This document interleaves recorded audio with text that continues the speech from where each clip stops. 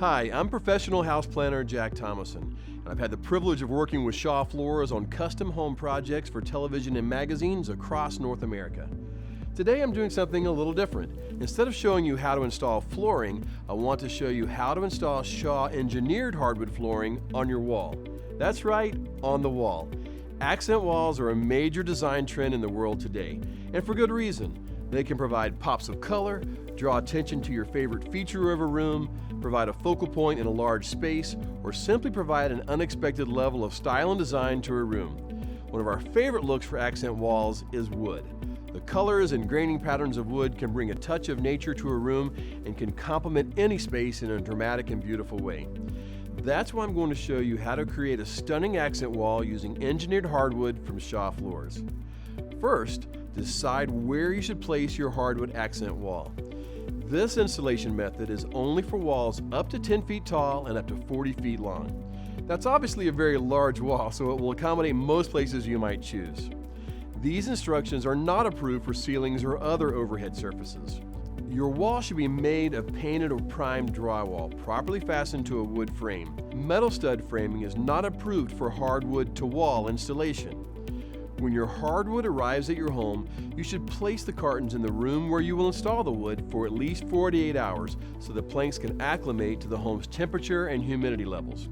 Why? The hardwood will expand and contract. That's natural. But if it doesn't acclimate to the room, the expansion and contraction could be so severe that it could buckle the entire wall. The flooring should be stacked no more than 3 cartons high while acclimating. The ambient temperature of the room should be between 65 and 75 degrees Fahrenheit from the time the hardwood arrives, through installation, and afterwards. The humidity level should be kept between 35% and 55%. Do not install on exterior basement walls, and do not install the engineered hardwood from floor to ceiling vertically. If you plan to do a wainscoting installation, you may install the engineered hardwood planks vertically to a maximum height of 42 inches from the floor. And before you begin, make sure to check the wall for flatness. The wall should be flat within 3/16 of an inch and 10 feet. Sloping walls and uneven surfaces are not suitable for hardwood wall installation. Finally, make sure you've read all manufacturer's instructions carefully. Okay, let's get started. The tools and materials you'll need are a caulk gun, general construction adhesive, a tape measure, 1.5 to 1 3/4 inch brad nails, a stud finder, a ladder, an appropriate saw for cutting engineered hardwood planks, an 18 gauge brad gun, color wood filler, a dust mask, safety glasses, gloves, a chalk line, a pry bar, screwdrivers, rubber mallet, and a hammer.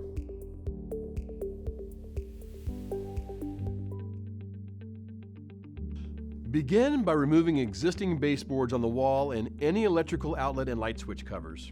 Take care not to touch any exposed wiring and make sure to turn off the power supply while working around exposed power outlets or light switches. Next, locate all studs using a stud finder and then use a chalk line to mark the wall studs from top to bottom. Now you need to determine whether the installation will start at the ceiling working down or from the floor working up. Starting from the top down is best when there's existing crown molding. When working from the ceiling down, the installation will start from the top left-hand corner of the wall and the tongue of the product will be next to the ceiling. Otherwise, it's best to start from the bottom and work upward. When working from the floor up, the installation will start at the bottom right-hand corner of the wall and the tongue of the product should be closest to the floor. Now you've come to the point in your planning where a quick bit of math will make all the difference in the final look of your wall. The key to a stunning presentation is symmetry. To achieve this symmetry, you'll want to make sure the first row and your last row are the same width. Here's how. Measure the wall from the bottom to top, then subtract 1/2 inch. More on this in a minute. Divide by the width of the flooring planks you're installing. How many planks will the wall hold? Half of what remains will be the size of the first row, and the other half will be the size of the last. Now about that 1/2 inch. This is for expansion space. Hardwood planks can expand and contract with little changes in temperature and humidity. If there's no room for expansion, the planks can start to warp. That's why it's important to leave 1/2 inch expansion space between the bottom row and the floor. You'll cover this space with trim pieces later. Now that you know the width your first row will be, it's time to establish a starting line to keep your first row even. Using a tape measure, pencil, and chalk line, establish this line across the wall. If you're starting at the floor, you can measure from the floor up to the top of where the first row will start, remembering to allow for the half-inch expansion gap at the floor. Do this on both ends of the wall. Using a chalk line, pop a line using these two marks to establish a starting line.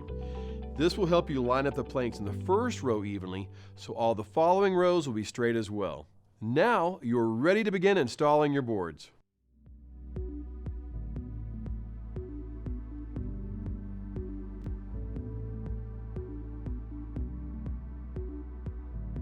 As you install, you'll want to pull planks from multiple boxes to achieve an even color and grain pattern variety across the wall. Using a construction adhesive, put an S bead of adhesive on the back of each plank. Push the plank onto the wall, lining it up with the starting line that was established. Using the brad nailer, shoot a nail into the groove of the plank into the wall studs.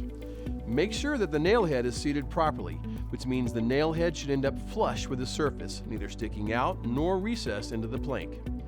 Take care not to completely shoot through the engineered hardwood, losing the nail into the wall behind. For added support, you may also face nail the first row of planks. When face nailing, the nail head should end up recessed partway into the hardwood plank. Place the nails low enough so that the baseboard or trim will cover the nails. Make sure to use a nail that is long enough to extend into the hardwood planks, through the sheetrock, and into the wall stud. As you begin the second row, you will need to cut the first plank to keep the end joint staggered by at least 8 inches. This will give the wall an attractive, natural appearance. Once you have cut the plank to the desired length, apply an S bead of adhesive to the back of the plank. You will need to insert the tongue of the plank at an angle into the groove of the plank in the first row, applying pressure as you rotate the plank flat against the wall. Using the brad nailer, shoot a nail through the groove of the plank into the wall studs. Follow the same procedure for the remaining rows.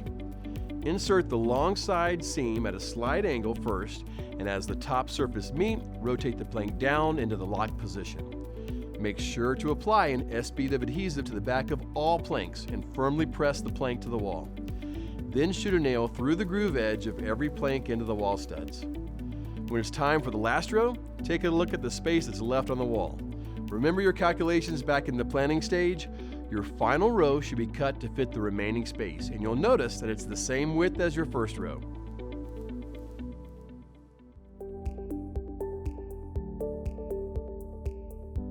Now it's time to give your accent wall the finishing touch.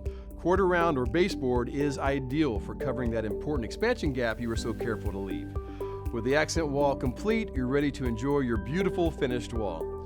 To make sure your accent wall stays beautiful, don't fasten any heavy objects, such as televisions or large artwork, directly to the planks. Instead, make sure nails go all the way through to the wall studs. This will protect both the items you're hanging and your accent wall. Best of luck on your installation, and if you have any questions or need more information, visit the website below or contact the Shaw Product Specialist support team.